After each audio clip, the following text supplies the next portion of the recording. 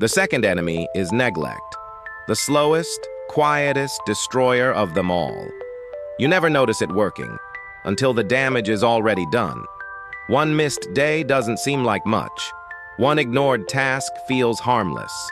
But neglect compounds faster than effort ever could. Success has a rhythm, and neglect breaks the beat. It takes discipline to start, but even more discipline to maintain. Most people lose, not because they can't begin, but because they can't continue. They let a small gap turn into a canyon. Neglect always begins in the smallest corner. The garden that was once green starts to brown because the watering can stayed on the porch one extra morning. The car that ran smooth begins to sputter because the oil change was delayed. The relationship that was once strong starts to fade because the words "thank you" and "I appreciate you" went unspoken for too long. It is a law of life. Everything unattended deteriorates. Health, wealth, relationships, mindset. None of them maintain themselves. The price of progress is upkeep. The rent for success is due every single day, and it cannot be paid in advance. The tragedy is that neglect feels harmless at first. You tell yourself it's only one missed workout, one skipped meeting, one postponed call, but neglect doesn't add.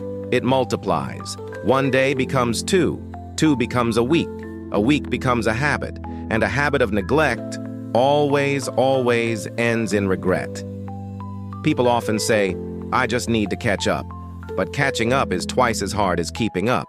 It is easier to maintain momentum than to rebuild it from nothing.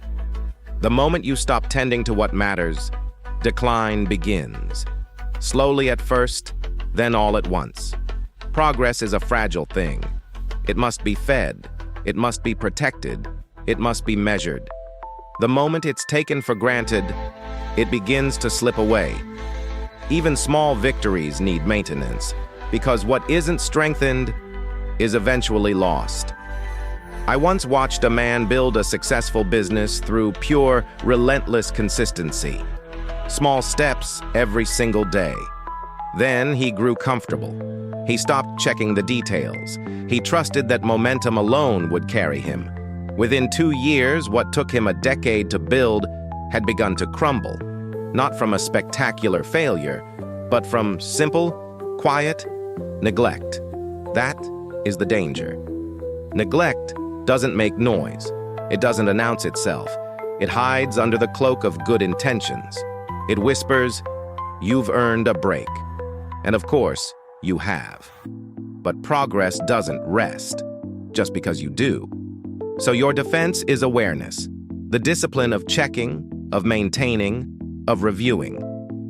Don't let small cracks become big breaks. If a goal is worth having, it is worth guarding. When you see something slipping, your energy, your focus, your results, don't excuse it. Fix it. Fast. A stitch in time doesn't just save 9. It saves your momentum. It saves your confidence. It saves time itself.